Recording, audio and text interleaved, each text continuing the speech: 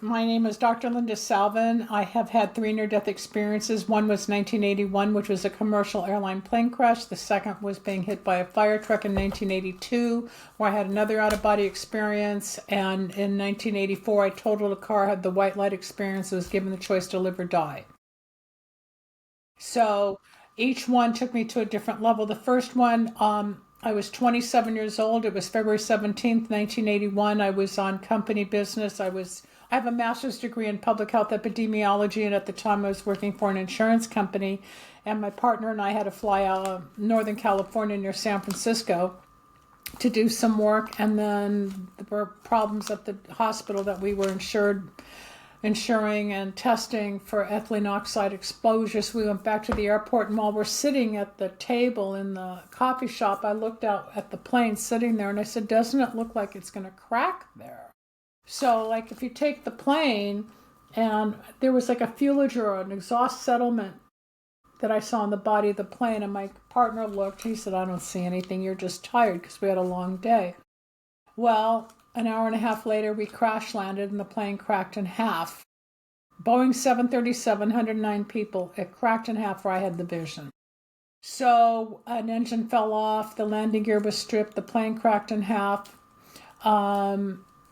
When they say your life flashes before your eyes before you're near death, yes, my whole life, it was a life review in like seconds. I got up, I was in the second row, second seat. There was a man on one side, on each side of me. My partner was on the left, and I squeezed both their arms. And I said, oh my God, we're going to die, because the plane was out of control. We didn't know what was going to happen. And it finally stopped, obviously. And when I got to the door, I said to the stewardess, I said, where are the stairs? Because there were no stairs. And she just pushed me. I went down the ramp, the chute.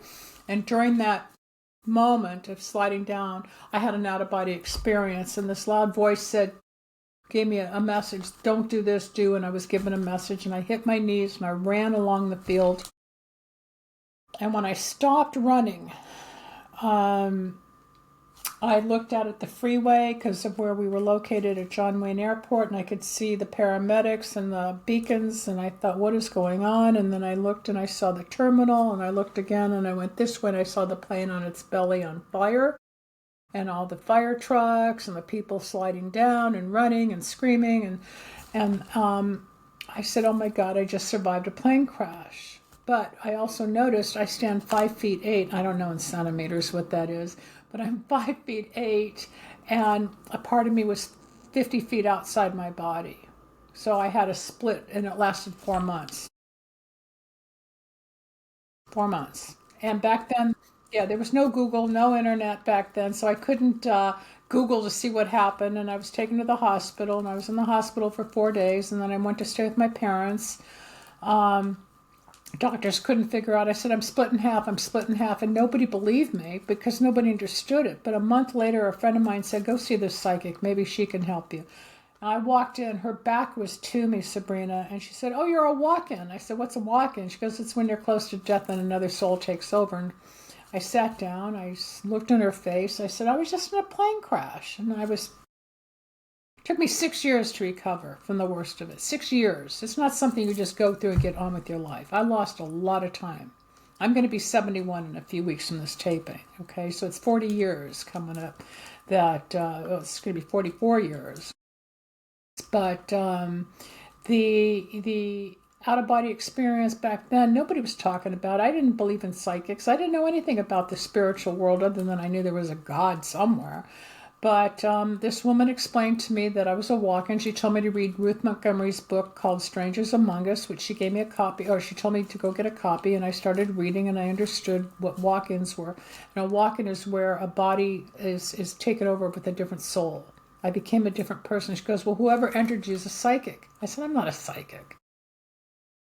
I'm now one of the top-known psychics in the world. I just got back from Dubai, as you know, 10 days ago. I won an international award in business. I'll be proud to say out of 500,000 nominations, I was one of the 194 winners. Less than 1%. So I did really well in business. And the people from around the world were just phenomenal. Not spiritual people necessarily, but business. health and wellness, practitioners, whatever. But all of this is occurring now in my life as a result of what happened in 1981. In 1982, I hadn't even recovered from the plane crash when I was in my car, and I was going to UCLA for a job interview in epidemiology, and a fire truck hit my car. So they smashed my car, they lost their gear shift, and you brace yourself when you see danger, you freeze. So I grabbed onto the wheel, I had another out-of-body experience. I ended up having arm surgery, wrist surgery. I got hurt from all of that, neck and everything. But when this was the funny part, when the captain got out of the fire truck, he comes over, he goes, "You okay?" I said, "Oh yeah, last year I'm in a plane crash and I'm getting hit by a fire truck." It became a joke, but I became agoraphobic, I became depressed, I became an isolator, I didn't want to go out because I didn't understand what was happening.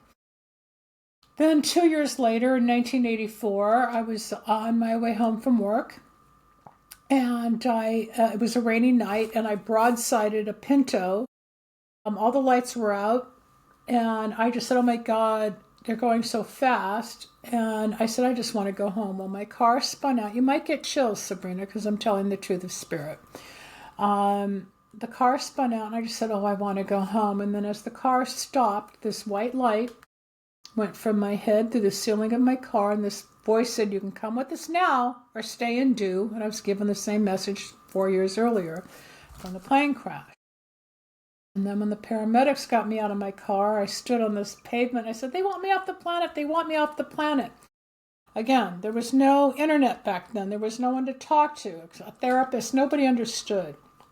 Now, in retrospect, I was being initiated by the spiritual world.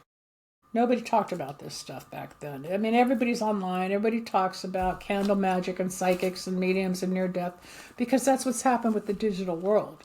But before it all happened, there was no one to talk to. And I lost friends. I lost boyfriends. People couldn't relate to me, and I couldn't relate to them because I was opening up on a different level, and it was frightening. It was very frightening to see God, to make predictions, to tell people things. But with the near-death experiences and all the integration and the digging deep within myself and being out of my body or hearing voices or trying to integrate the trauma with the experience in the body versus the spiritual attunement and the frequency that I operate at. There's only 2 other people on the planet that are on my level that I have met so far. A lot of people claim to have NDEs. No. There's a lot on the internet. Everybody thinks they've had near death. Everybody thinks they're a psychic. Everybody thinks they're a medium. There aren't that many gifted, true people, Sabrina. So be careful because the internet is saturated with everybody doing something. And it's hurt the people that really have the gift or the truth or whatever. I'm not discounting experiences, but some are made up. Some are manufactured. You can look up the plane I was in. It's online. Flight 336, Air California, Boeing 737, February 17th, 1981, John Wayne Airport. I'm not lying. It's all there. But what happened to me as a human being took 6 years for me to come back into my body, to come back into myself, to see where I might be going in life. I went back and did my music. I got into comedy. I was acting. I tried all different things, but something about the spiritual change kept pushing me towards the world of spirituality, metaphysics. For those that don't know my story, I have a master's degree in public health epidemiology, the big word since the pandemic, right? I got that from the University of Michigan in 1977. I got a bachelor's in health education from San Francisco State in 1975. Fast forward, in 2008, I got my PhD in metaphysics because between 1977 and 2008, all these things happened. I was 4 years out of graduate school when the plane crash hit. Could not go back to public health. Tried everything, trying to figure out where do I belong, and I would just follow the universe. It's like, okay, God, what do you want me to do? Well, it led me into TV and radio to help people, to teach people. So I was the #1 radio psychic in 1994, but before that, I was in an infomercial called Psychic Friends Network with Dionne Warwick and other celebrities, and we're on TV doing the psychic line. Before the internet, there was a 900 line. So I was in that infomercial. It's all online. So it was the evolution, but then I got on radio, and then I was the first radio psychic, and then after about 6 months, 4 or 6 months of that program, they had to stop it on that station, which is called KBIG 104 FM here in Los Angeles, and the program director, creative director, said, "You're too good to not be on radio. Let me teach you how to do your own show." So I learned how to broker time, and I started 1 hour a week, and then I got into another station, was 2 hours a week, and I ended up in 10 hours a week, and I ended up on 400 markets around the country for 18 years. 18 years. But during that time, a near-death experience, plural, from the plane crash, the fire truck, and then totaling the car, opened me up into all these other areas spiritually, communicating with life on the other side, seeing people's lives, becoming the psychic. Then in 1991, 10 years later, I had an emergency hysterectomy, and I said to the doctor, he said, "You're going to need surgery." I said, "I'm not going to be a statistic." And he goes, "Well, you have a choice. You can be a statistic above ground or below ground." I was dying. I was hemorrhaging. I was dying. So once I had the surgery, I became a healer. I got this award for my healing abilities. I do things doctors don't do. I'm not bragging. It's just I have a gift. Spirit, gave me a gift. It's all part of the near-death change. And then I healed people, and then in 1996, I had 100 tumors removed from my hips and thighs. From healing everybody, I put the energy back into my body, and I had developed a bunch of tumors. And after I had that surgery, Sabrina, I started channeling the dead people, so I became a medium. So the near-death experiences, the plane crash, the fire truck, and totaling the car opened me up psychically, spiritually. What's God? Who's God? How do you find God? Where am I going? What's life all about? Losing friends, boyfriends, all of it. And redirecting, then getting into TV and radio, and then getting more gifts to heal with my hands, to help people. I have testimonies that are coming out in my book. I took a girl that had 26 personalities, and I put it back into one just by healing her. And then the mediumship started. A guy came to my apartment 2 weeks after my surgery, and he said, "Well, my wife died. Can you tell me about her?" I said, "No, I don't do that." And all of a sudden, I started channeling. So I called somebody who was in the field. She goes, "Well, welcome to the world of transmediumship." And I was a medium for 22 years. I officially retired from talking to the dead people in 2018. This is now 2024. The end of 2024. So I got away from it because after a while, the paranormal and the near-death and the other side and the entities and helping people, it's draining. There's a very dark side to it. There's a very wonderful proof that there's real levels and frequencies and dimensions of life that I've learned, I've walked through, I've experienced, all because you asked how this changed my life. It opened doors to a world I never would have dreamed. I'm a scientist. I was doing cancer research. I was preventing diseases in the workplace, Then I got into the spiritual world. Then I got real deep into the spiritual world to the point I had to get out of some of it because it's got to be too dark, or my face changed, or my weight went up, or my relationships changed, because there's a part of the not metaphysics, but the occult or the paranormal that a lot of people think is just fun. It can be dangerous. I do the Ouija board. I can talk to my mother and a couple of people that were rock stars that I grew up with. I know how to manage it. A lot of people just have fun with it. They do get hurt. They don't know how to work a spirit. There's a balance. The near-death experience that a lot of people talk about, whether they were drowning or having surgery or in a car accident or a gunshot wound, everybody has some type of purpose or a way that something happened. With me, it was accidents. Like the universe was saying, okay, she didn't learn it this time, let's teach her this lesson. Nope, she didn't get it this time, let's give her another one. I don't know what was going on, but it was a hard time. But I have gone deep within the soul. I've done in past life regressions. I understand God, spirituality, It's not religion. There is something so huge and beautiful that is beyond words. Now, you're in Europe and I'm in the United States. 2 weeks ago, I was in Istanbul and I went to the Blue Mosque and I went to St. Sophia, and it goes back to the Byzantine era of Jesus and emperors and sultans and things you don't talk about today, but the history is all there from the Roman Empire, which I'm sure you see in Budapest or in the Netherlands, because you're in that culture, which we don't have here in the States, because we're only a couple hundred years old, right? So it's interesting to go back into time to see the history and feel the presence of God and spirituality and the angels and the symbols. And it's all part of the same thing. Have we been here before? How can we know this? Are we just reincarnated? Was I supposed to have near-death experiences? Who knows? I don't analyze it as much anymore. 30 years ago, 40 years ago, I did, because I didn't understand. How it changed me, it gave me a new career. It gave me a new purpose. It gave me a new sense of existence. I have helped thousands of people with over 30 years on the radio, internet. I have my own radio station on my website. People can listen to old shows. I do candle magic. I help people get married, stay out of jail, win lawsuits, find the love of their life, heal from problems that some of the doctors couldn't heal. I have been given a gift, all because of the near death. No, it's not something that happened on a Tuesday and by Thursday I was working. No, actually, the week of the plane crash, I was scheduled to be on a flight that Thursday to go to Pennsylvania for another job.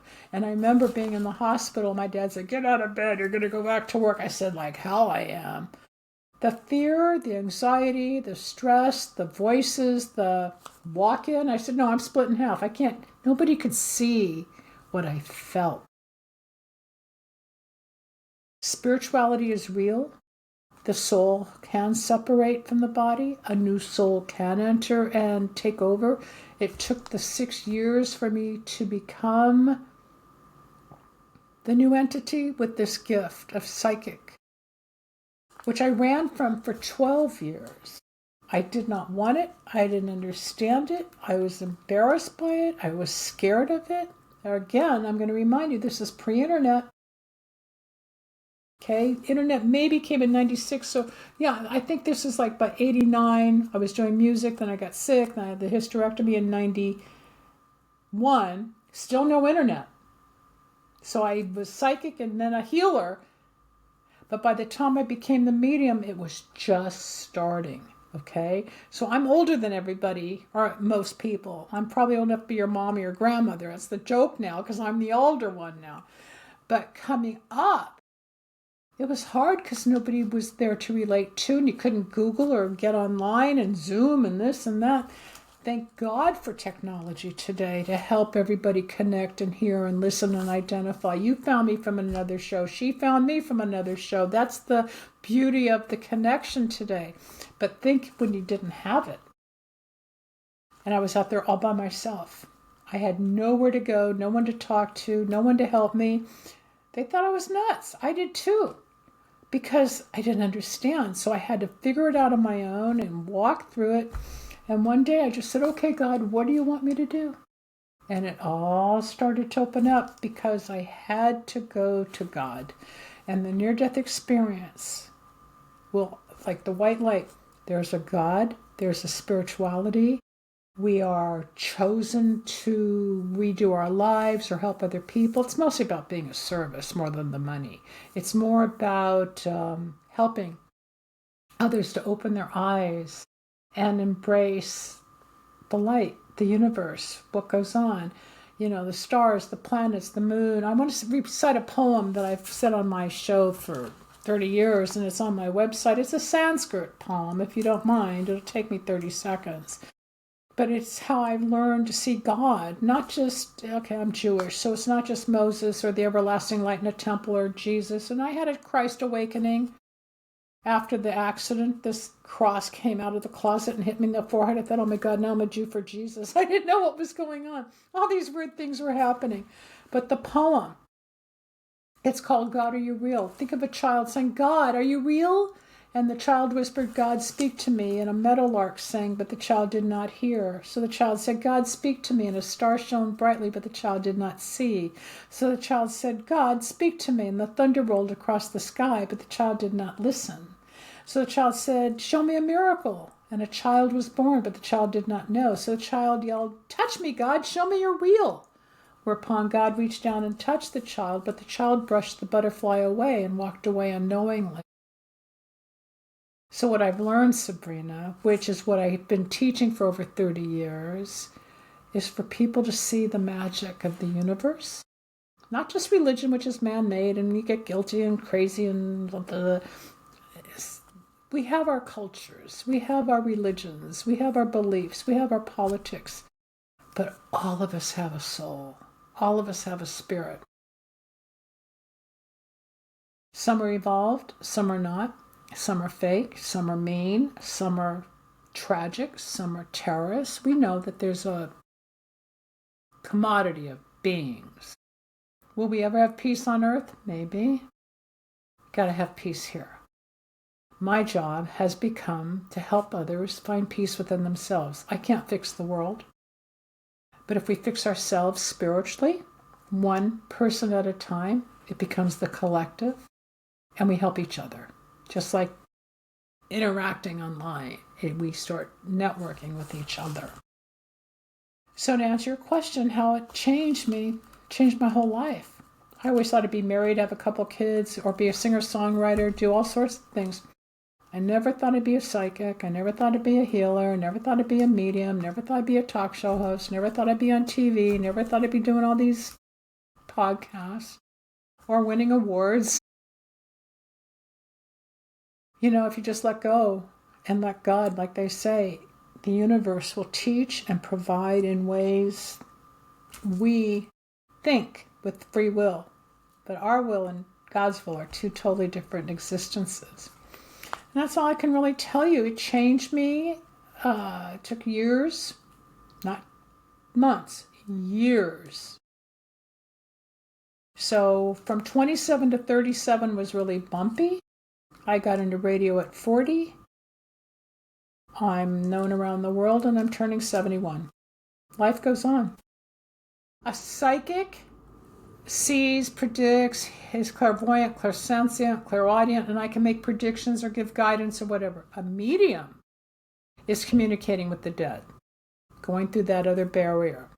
The healer, I do metaphysical healing where I put people under like a meditation and I withdraw negative emotions, pain, grief, guilt, shame, if they've been abused, molested, raped, whatever, anger, from the liver, kidney, spleen, bladder, breast, ears, eyes, nose, whatever. And I put them in 7 days. They go through a healing and they're at peace. Psychic, I still do. Spiritual, I still do. But mediumship, I do it. It comes in without me preparing sometimes, and I'll just push people away because I don't want it. I turn it off. Being a medium is not something I choose to do anymore because of what it did to me for 22 years. It's beautiful helping people. But I would hear the snap of the neck if somebody hung themselves. I would hear the car crash. I would hear the bullet being shot from the gun when they were killed in war. Whoever was calling me about their loved one or whatever. I one time would wake up nauseous, and then I said to my client, I can't do this because I've been nauseous all day. My friend had stomach cancer. Or another one, I'd had a headache. It was a brain aneurysm. Or I would be not sleeping, and it was sleep apnea. It's too much. So I decided I have the gift. People want it. Once in a while I say, okay, even about a dog or a cat or a bird. But I don't want to take it on because it takes so much out of me. And there's a lot of mediums out there that are fake, giving false hope, wrong messages. And I take this very, very seriously. And I'd like the audience to know there's a lot of charlatans, to be very careful to who you connect with. because you can be given a lot of information that'll take you nowhere and a lot of information that's blessed. But I got out of the paranormal, which is the dark part. I don't want to do ghost hunting. I don't want to talk to dead people. I don't want that anymore. So to learn the terms, the psychic, metaphysical, the spiritual is one thing. The healing is another, metaphysical healing. Then there's the paranormal, which is the mediumship, the ghost hunting, the darker. So you yourself learn to discern. I am still a psychic. I'll always be. I wasn't born psychic. I evolved. And a lot of people do, especially with what's going on in our society now. November 19th, 2024, we entered the age of Aquarius for the next 20 years, till 2044. It's going to be a very exciting, powerful time. Creatively, spiritually, coming together, success, love. It's been bumpy the last 12, 15 years. Now it's going to calm down again. So we're going through a change. It's beautiful, really. So just so that you know the difference in terms. Yeah, absolutely. No, I really appreciate it. Linda, it was so wonderful hearing your story and, how you got to embrace these gifts. And I think it's so wonderful that you were one of the pioneers of, psychics on TV and on radio and getting this to be talked about and what it is. I think it's so, so beautiful. So you've done so much for that. For people that want to connect with you, that are interested in your work, how can they find you? My website, lindasalvin.com, like my name says on the screen here, lindasalvin.com. And on YouTube, I'm Dr. Linda Salvin. On Instagram, I'm Psychic Linda PhD. TikTok, Psychic Linda PhD. X, former Twitter, it's all Psychic Linda PhD. I'm just starting to build the online presence, but lindasalvin.com is the primary. My radio station, my candle line, the product services, booking appointments, phone numbers, all that. And the candles. I'm pleased. Anytime, just keep in touch with me, Sabrina, and then let me know and I'll send it out to my list as well. And when I get back on the air, I'll bring you on too. Why?